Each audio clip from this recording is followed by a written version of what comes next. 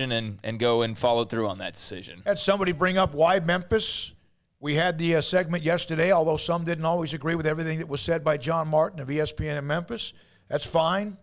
Memphis, I think they have had a winning season every year since 2014. They've had some nice wins. They just beat an SEC team, although Mississippi State mid-level or below. They have at least right now, Paul, 3 running backs in the NFL. Mm-hmm.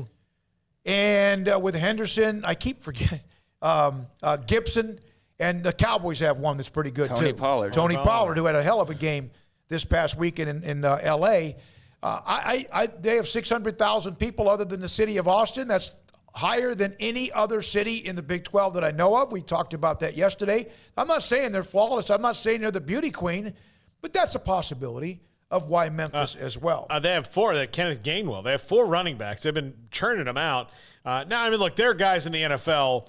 You know, Tony Pollard might be the most recognizable one just because he plays for the Cowboys and they get the most interest. But, you know, Anthony Miller is a wide receiver for the Texans. Jake Elliott's the kicker for the Eagles. The point is they have a dozen or so players in the NFL. Mm-hmm. And I think the main thing is why Memphis, why SMU, why Tulane, why any team that we're mentioning. There's not a lock of a team. Why Boise State?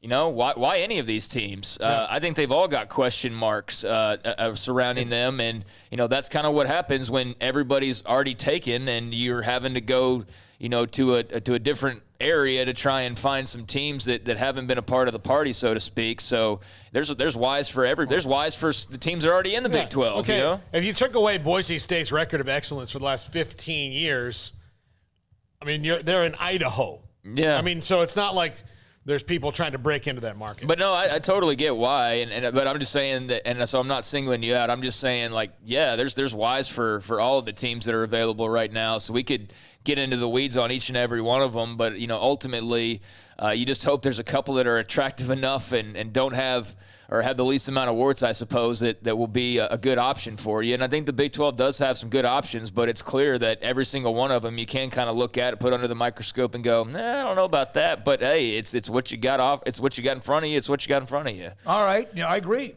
You do what you can, and it doesn't mean because you're looking at scenarios you're going to do and every one of them is going to work, or you want every one of them. It could be, again, just trying to look at the future. JJ, you got anything you want to add? Yeah, it's just that, you know, like what we're talking about is there's smoke out there and there's conversations that are happening, but like for anybody who wants to go, oh my God, SMU's coming to the, it's not what we're saying, and not even saying that they'll get an invite, but they are at least in the mix, and Memphis is in the mix, and Boise State's in the mix, but like there's nothing guaranteed at this point other than there's the guarantee the Big 12 is going to explore, most likely expand at some time in the future. But it's not happening in the next week. All we're talking about is what we said even before it was official with the new 4, that there could be a Chapter 2. We just didn't know if Chapter 2 would be 2 teams, if it would even happen at all, or would it be more. That is what I discussed with all of you on this